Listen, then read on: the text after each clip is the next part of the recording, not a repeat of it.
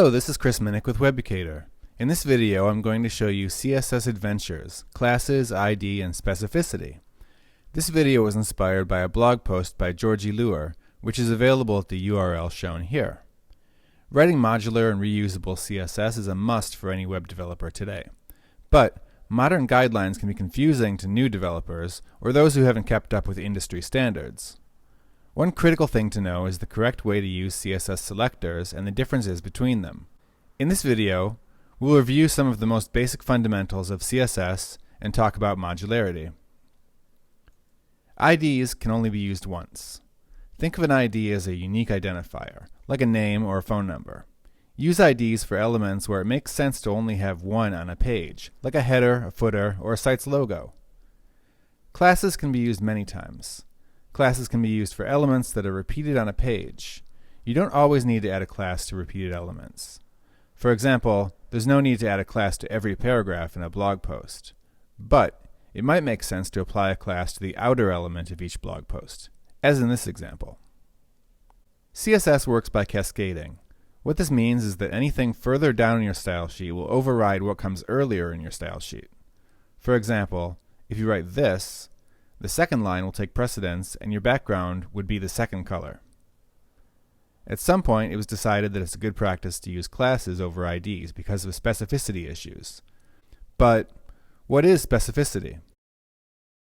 The first thing to know is that IDs, which can only be used once on a page, override classes. This makes them expensive to use. You end up writing a lot of code to override IDs or to make sure that IDs aren't overriding other styles.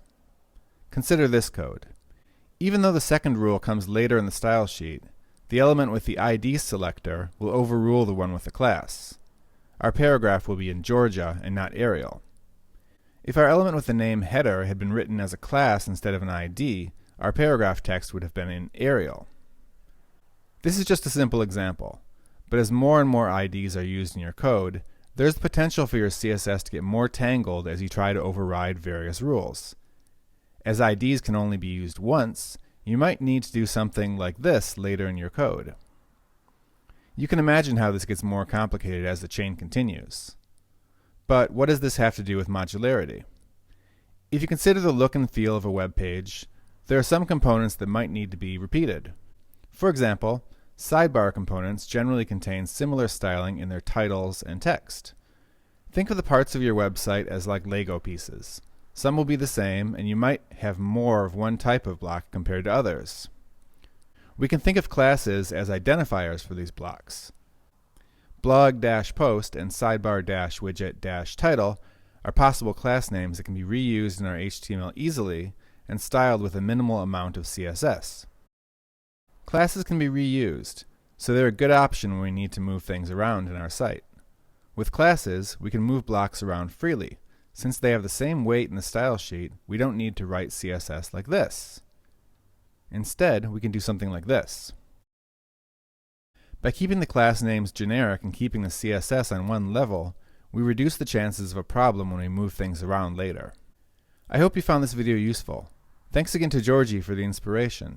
Check out her blog at the URL shown here for other articles related to web development.